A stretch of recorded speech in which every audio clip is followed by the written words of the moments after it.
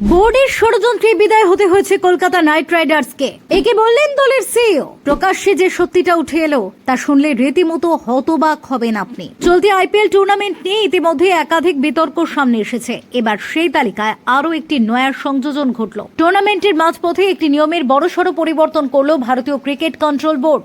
বিসিসিআইয়ের পক্ষ থেকে স্পষ্ট জানিয়ে দেওয়া হয়েছে, ম্যাচের নির্ধারিত সময়ের থেকে আরও 60 মিনিট অতিরিক্ত সময় দেওয়া হবে। আর এই কথা শুনেই রীতিমতো তেলে বেগুনে জ্বলে উঠেছে কলকাতা নাইট রাইডার্স ফ্র্যাঞ্চাইজি।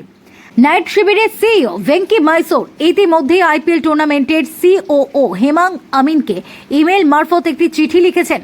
সেই চিঠিতে ভেঙ্কি অভিযোগ করেন, কোনো টুর্নামেন্টের মাঝপথে যদি আচমকাই নিয়ম পরিবর্তন করা হয়, সেক্ষেত্রে অনেক ফ্র্যাঞ্চাইজি সমস্যার মুখে পড়তে পারে।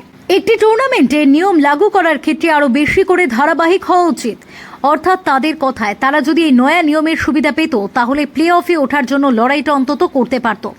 আসলে গত 17ই মে রয়্যাল চ্যালেঞ্জার্স বেঙ্গালুরুর বিরুদ্ধে খেলতে নেমেছিল কলকাতা নাইট রাইডার্স, কিন্তু বৃষ্টির কারণেই এই ম্যাচে একটিও বল গড়ায়নি। তারপর আনুষ্ঠানিকভাবে কেকেআর ব্রিগেড এই টুর্নামেন্ট থেকে বিদায় নেয়। আর সে কারণেই কর্তৃপক্ষের দাবি, যদি সময় ব্যবধানের সুবিধাটা আগেই দেওয়া হতো, তাহলে অন্তত 5 ওভারের একটা ম্যাচও আয়োজন করা যেত। কিন্তু সেই সুযোগটা তারা পেল না।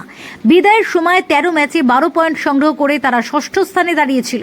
তবে তারা সর্বাধিক 14 পয়েন্ট সংগ্রহ করতে পারবে। চলতি মরশুমে কলকাতা নাইট রাইডার্সের জোড়া ম্যাচ এই বৃষ্টির কারণেই ভেস্তে গিয়েছে।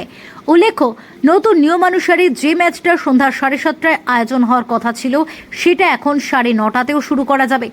সেক্ষেত্রে কোনো ওভার ছাঁটাই করা হবে না।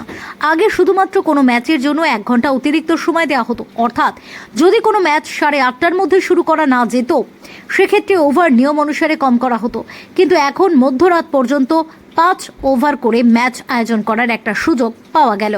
ফিউরো রিপোর্ট, TV7 বাংলা।